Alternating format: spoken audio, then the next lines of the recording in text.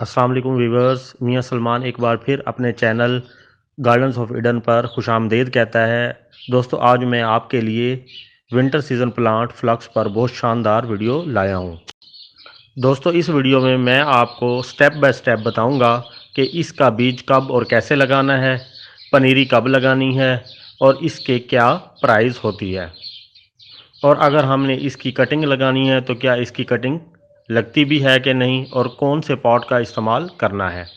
Pot बेहतर रहेगा या ज़मीन में लगाना बेहतर रहेगा, सॉइल कैसी इस्तेमाल करनी है, इसकी केयर कैसे करनी है, और इसका फ्लावरिंग टाइम कौन सा होता है और कब तक होता है, इस पर सबसे इफ़ेक्टिव फर्टिलाइज़र का इस्तेमाल कब और कैसे करना है, ये सब पॉइंट्स मैं आपको इस एक वीडियो में बताऊंगा। तो दोस्तों, वीडियो का कोई हिस्सा मिस नहीं करना। वीडियो शुरू करने से पहले जो व्यूअर्स मेरे इस चैनल पर नए हैं, इनसे दरख्वास्त है कि मेरे चैनल गार्डन्स ऑफ ईडन को सब्सक्राइब कर दें और बेल आइकन को प्रेस भी कर दें, ताकि हर आने वाली नई इन्फॉर्मेटिव वीडियो आप तक बआसानी पहुंच सके। तो आइए दोस्तों, वीडियो शुरू करते हैं। दोस्तों, सबसे पहले हम बात करते हैं बीज का इस्तेमाल। दोस्तों, फ्लक्स को सीड से उगाने की बात करें तो हम इसका बीज अक्टूबर नवंबर में लगाते हैं। इसके बीज काफ़ी सस्ते होते हैं, जो 50 रुपये के पैकेट में काफ़ी सारे मिल जाते हैं। बीज लगाने के कुछ दिनों बाद पौधे निकलना शुरू हो जाते हैं, और अगर हम इसके बेबी प्लांट के पॉट की बात करें तो इसका एक पॉट हमें अक्टूबर नवंबर में नर्सरी से बआसानी मिल जाता है, जिसमें 100 से 150 पौधे होते हैं। और अगर हम इसकी प्राइस की बात करें तो हमें ये 50 रुपये का मिल जाता है, जिसे हम घर लाकर आसानी से गमलों या ज़मीन में ट्रांसप्लांट कर देते हैं। दोस्तों, इसकी कटिंग भी आसानी से लगा सकते हैं। जब पौधा थोड़ा सा बड़ा हो जाता है तो इसकी एक मज़बूत शाख को टॉप से काट लेते हैं और ज़मीन में इसे लगा देते हैं। दोस्तों, अगर इसकी ब्रांच को बॉटम पर एलोवेरा जेल लगा कर ज़मीन में लगा दें तो पौधा जल्द ही अपनी रूट्स बना लेगा और मुरझाएगा भी नहीं। दोस्तों, अगर हम एक तैयारशुदा बड़े प्लांट की प्राइस की बात करें तो एक प्लांट नर्सरी से 30 से 40 रुपए का बआसानी मिल जाता है। दोस्तों, अब हम बात करते हैं गमले का इस्तेमाल। दोस्तों, अगर इसको गमले में लगाना हो तो इसके लिए 7 से 8 इंच का गमला बहुत अच्छा रहता है, जिसमें इसकी ग्रोथ बहुत बढ़िया होती है। वैसे इस पौधे को ज़मीन में लगाना ज़्यादा बेहतर रहता है।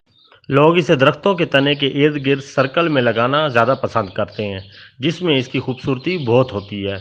दोस्तों, इस प्लांट को बॉर्डर बनाने के लिए भी बहुत ज़्यादा पसंद किया जाता है, क्योंकि ये फूलों की चादर बना लेता है।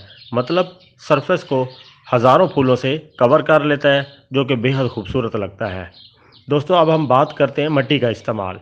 अगर सॉइल की बात करें कि इसके लिए कौन सी सॉइल इस्तेमाल करनी चाहिए, तो नॉर्मल गार्डन सॉइल ही चाहिए होती है। वैसे अच्छी सॉइल के लिए 15% गाय का गोबर, 15% सॉइल और 70% नॉर्मल गार्डन सॉइल का मिक्सचर लेना ज़्यादा बेहतर रहता है। दोस्तों, ये एक हार्डी प्लांट है जो किसी भी नॉर्मल गार्डन सॉइल में उगा सकते हैं। दोस्तों, अब हम बात करते हैं इसकी केयर की। अगर इसकी केयर की बात की जाए तो इसकी केयर बहुत आसान है और ये आसानी से ग्रो कर जाता है। दोस्तों, इसकी सॉइल वेल ड्रेन होनी चाहिए और इसके प्लांट को मुकम्मल ड्राई होने से पहले वाटरिंग कर देनी चाहिए। दोस्तों, इसके प्लांट को ज़्यादा खूबसूरत बनाने और ज़्यादा बंचेज लाने के लिए इसकी एक मरतबा पिंचिंग करनी चाहिए, ताकि जितनी ज़्यादा ब्रांचेज होंगी इतनी ज़्यादा इस पर फ्लावरिंग होगी। दोस्तों, इसके मुरझाए फूलों को साथ के साथ तोड़ लेना चाहिए, ताकि इसके प्लांट की एनर्जी नए फूल लाने में इस्तेमाल हो, जिसकी वजह से इसकी फ्लावरिंग देर पा चलती रहती है। दोस्तों, अगर हम इसकी गोडी की बात करें, जब इसकी मिट्टी सख्त होने लगे तो 15 दिन में एक मरतबा इसकी गोडी लाजमी करनी चाहिए, ताकि इसकी रूट्स अच्छे से ग्रो कर सकें।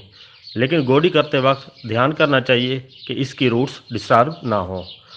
दोस्तों, इस प्लांट के साथ लगे जंगली पौधों और घास को गोडी करके निकाल लेना चाहिए, ताकि इस प्लांट के अच्छे से ग्रोथ हो सके। दोस्तों, अब हम बात करते हैं इसका फ्लावरिंग टाइम।